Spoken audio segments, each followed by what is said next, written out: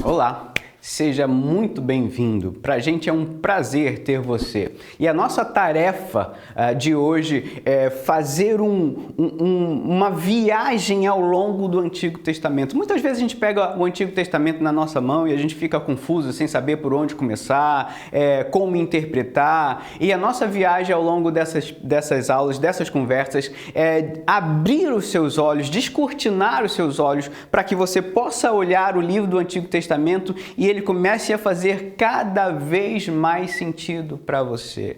A Bíblia, especificamente o Antigo Testamento que a gente está conversando, precisa ser entendido como um livro escrito por um pai para seus filhos. É a história de um pai que se interessa com seus filhos e que por vezes vê os seus filhos querendo se afastar, mas de uma forma amorosa, estica os seus braços, chamando esse povo, chamando esse filho de volta ao seu convívio. A história da Bíblia começa revelando um Deus criador, que tem prazer de criar coisas.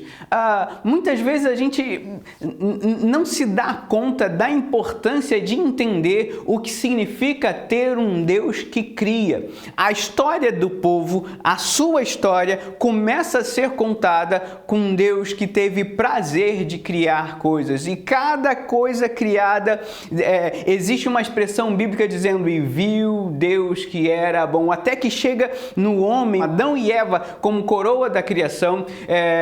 A expressão parece ter um peso ainda mais forte: e viu Deus que era muito bom. Um Deus que se alegra em criar e um Deus que tem prazer de criar o homem. Por favor, não perca isso de vista, não perca isso do seu coração, a ideia de um Deus que tem prazer de criar o ser humano e que o tempo todo ele se inclina na direção desse ser humano para que o homem continue do seu lado. Mas, infelizmente, a gente sabe que a história da criação é marcada também por uma história de separação, porque o homem decide viver de uma forma autônoma, porque o homem decide desobedecer o que Deus prescreve. Depois do pecado, a gente vê esse efeito da queda na vida do ser humano. Irmão matando irmão, Caim matando Abel, e a gente vê a expansão de sociedades, de cidades que já são marcadas por essa estrutura. Os relacionamentos agora são impactados pelo efeito da queda e do pecado.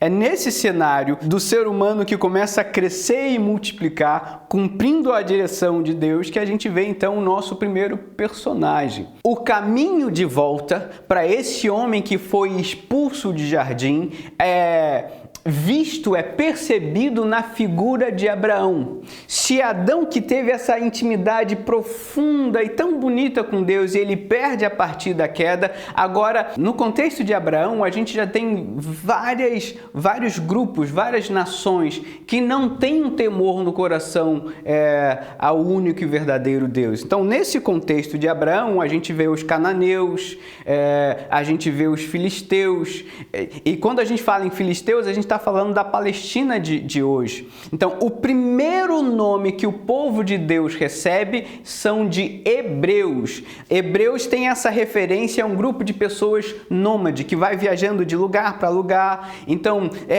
essa briga por ocupação de uma única região no mapa, que é ali perto do mar Mediterrâneo. Então, cananeus, os filisteus, que hoje a gente entende como Palestina, esses que brigam pela terra ou pelo direito de propriedade da terra. Afinal de contas, de quem é essa terra? Dos hebreus, do povo de Deus, dos cananeus ou dos filisteus, conhecido hoje como palestinos? Essa briga continua até hoje. Essa terra, ao lado do mar Mediterrâneo, é uma região que vive conflito até hoje. Os filisteus, com que a gente chama de palestinos hoje, os cananeus e os descendentes dos cananeus, e também o povo de Israel, que tem a sua história, a sua primeira referência como hebreus. Hebreus era a primeira referência, o primeiro nome que o povo de Deus é chamado. Era um grupo de pessoas nômade que encontra na figura de Abraão, seu personagem principal. Então, Abraão é esse caminho de volta do ser humano aos braços desse Deus criador, desse Deus bondoso. Então, quando a gente fala patriarcas, quando você escutar numa ministração, num livro, numa pregação, a expressão patriarcas, o que isso significa? Os patriarcas são os primeiros, são os pais da história de Israel, são aqueles personagens que foram fundamentais, os fundadores na construção do povo chamado Israel, do povo chamado judeu. E o primeiro patriarca, então, é Abraão, o homem que recebeu um chamado para sair do meio do conforto da sua família, da presença dos seus pais, e foi chamado para viver num lugar completamente diferente e desconhecido. A história de Abraão é uma história que precisa afetar o nosso coração e a nossa fé de uma forma muito especial. O caminho de Abraão é muito especial, que sai da Mesopotâmia e vai até Canaã, mas ele não conhece Canaã. Então, a história de Abraão é uma história de mergulhar num desconhecido, é uma história de mergulhar naquilo que eu não conheço, mas eu aceito a pegar a minha mochila, as minhas bagagens e seguir viagem para onde Deus vai me mostrar. Abraão é a história de um povo que entende que precisa se movimentar na direção onde Deus manda a gente caminhar. Abraão recebe uma promessa que a partir da sua descendência todos os povos serão abençoados.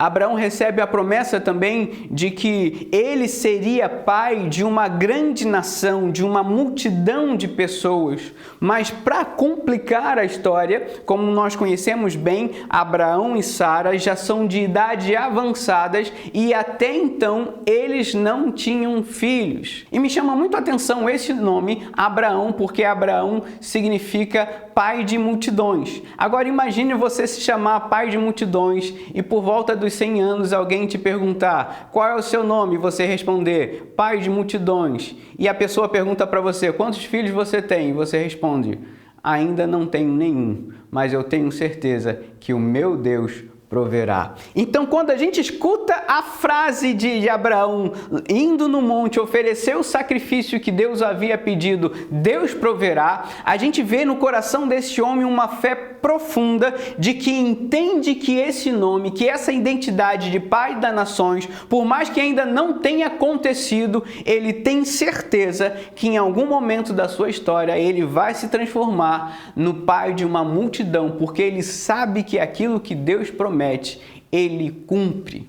Isaac, então, é o segundo personagem, é o segundo patriarca, é justamente o filho da promessa, é o que chega depois de Deus ajudar Sara a vencer a esterilidade, porque esse caminho é um caminho de milagre, porque esse caminho é um caminho de superação que só o Espírito de Deus pode produzir na vida do ser humano. Para que a promessa de Deus chegue em Abraão, é preciso também chegar a graça e o favor de Deus, para que Sara vença a esterilidade e Abraão vença a sua idade já bem avançada. Isaac é o menino do altar que cresce, se torna homem e começa a crescer, começa a prosperar. Isaac então tem 2 filhos, Esaú e Jacó. 2 filhos com características muito diferentes. Um era caçador, outro era mais ligado à terra. E a promessa de Deus tinha chegado sobre a vida de Jacó. E Jacó, então, é o sucessor como o terceiro patriarca. Se o primeiro patriarca foi Abraão, o segundo foi Isaac e o terceiro é Jacó. Mas Jacó era um homem que se meteu em muitas encrencas. Ele enganou o pai, Jacó brigou com o irmão, porque também enganou o irmão para conseguir o direito aí da primogenitura. Então a história de Jacó é a história de um enganador sendo transformado em um príncipe, a história de alguém que estava sempre se metendo em confusão, sendo transformado em alguém que realmente começou a dinastia de Israel. Jacó, então, tem o seu nome mudado para Israel. Eu gosto de pensar nessas 3 brigas de Jacó. Jacó engana seu pai, se mete em encrenca com seu pai, depois Jacó se mete em encrenca com seu irmão e depois Jacó se mete numa briga com um anjo. E a partir desse episódio, Jacó tem o seu nome mudado para Israel. O próximo ponto da história, então, é José. José é o filho preferido de Israel, José é o filho preferido de Jacó. E essa preferência causa ciúme nos outros irmãos, que por conta dessa rixa de relacionamento, o vendem para o Egito. E a história se passa ao longo dos anos, até que uma fome muito grande alcança toda aquela região. E o seu pai Israel, o pai desses filhos, manda que seus filhos vão até a terra do Egito para conseguir mantimentos, comida, e chegando lá, eles encontram um personagem já completamente caracterizado com a cultura egípcia, e era nada mais, nada menos de que o José, aquele mesmo menino que tinha sido vendido pelos irmãos, agora tinha ocupado um lugar de muita importância no Egito. E através da figura de José, toda aquela família pôde vencer a fome que tinha batido toda aquela região durante aqueles anos. O que acontece a seguir é que esse povo começa a crescer de uma forma extraordinária, vivendo agora na região do Egito, e eles gozaram de um período de grande paz, de equilíbrio, enquanto José era próximo a Faraó. Esse povo então foi sendo bem tratado e crescendo com muita prosperidade.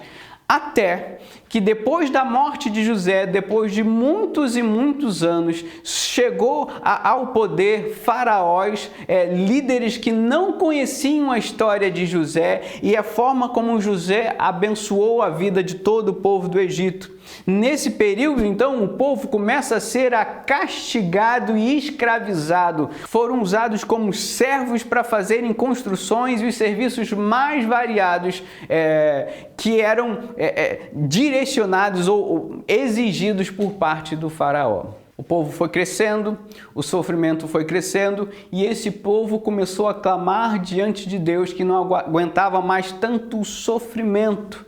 E a Bíblia ensina pra gente que Deus ouviu o clamor desse povo e Deus trouxe um menino para que esse menino mudasse a história do povo. Esse menino é Moisés. Então Moisés é uma figura muito estratégica na história do povo e na história da libertação do povo, porque ele teve criação junto aos líderes do Egito, então ele tinha toda a cultura.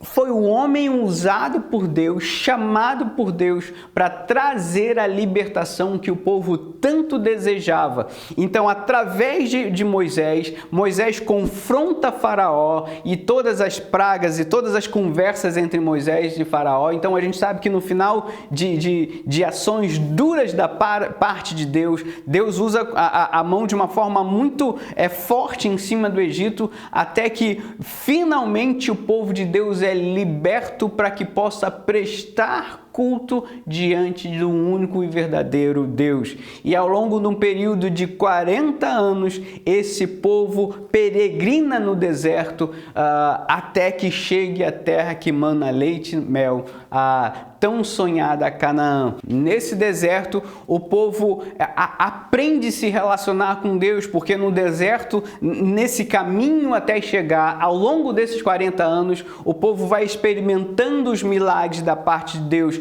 desde a abertura do Mar Vermelho até codornizes e maná, a entrega da tábua da lei, a Arca da Aliança. Ao longo de cada episódio, o povo vai aprendendo a se relacionar a um Deus que chama para que tenha uma aliança íntima com um Deus todo-poderoso, que chama esse povo dentre todos os povos, para que todos os povos sejam abençoados pelo amor e pela boa vontade de Deus. A tarefa de Moisés era libertar o povo. Ele cumpre isso. mas ele não chega até a terra prometida. O seu sucessor, então, é Josué. Josué inaugura uma nova fase, que é a época dos juízes. A partir de Josué, cada uma das tribos tem a sua liderança específica, mas existe um personagem principal que tem o cargo, tem a missão das questões que envolve toda a nação de Israel, de trazer uma orientação da parte de Deus. Josué, então, é incumbido de dividir a herança da terra que ainda não tinha sido conquistada. Através da liderança de Josué, eles chegam na terra prometida, lutam e conquistam essa terra. Josué tem essa frase muito emblemática, né? Eu e minha casa serviremos ao Senhor. Através dessa liderança, o povo finalmente chega ao lar, ao seu lar prometido por Deus. E a partir de Josué, líder após líder, tem essa função de só as questões mais importantes que têm a ver com todo o povo que são resolvidas pela figura desse juiz. A gente tem figuras de juízes importantes como Débora, Sansão, Otoniel. São homens e mulheres de Deus que foram usadas durante vários e vários anos para conduzir o povo de Deus. Até que em algum momento, quando Samuel era o sacerdote e também cumpria essa função de profeta e de juiz, que o povo pede a Samuel que eles queriam um rei, porque todas as nações ao redor tinham um rei, menos Israel. E a partir desse desejo que nasceu do coração do povo, mas não nasceu do coração de Deus, é que o primeiro rei de Israel é escolhido, e o primeiro rei é Saul, uma pessoa que se destacava pela sua altura, um homem muito grande. O texto bíblico diz que ele se destacava entre as fileiras de Israel. E Saul não teve um reinado muito abençoado, porque ele fez algumas coisas boas, mas logo a confusão do coração dele se materializou nas ações e nas práticas como rei. No final das contas, um coração de Saul cheio de coisas confusas, cheios de pecados e angústias, fez com que ele fizesse o que era mal aos olhos do Senhor. O sucessor de Saul é tido pela Bíblia como o melhor rei da história de Israel. A gente está falando de Davi, alguém com quem Deus também fez uma aliança muito particular com a casa de Davi.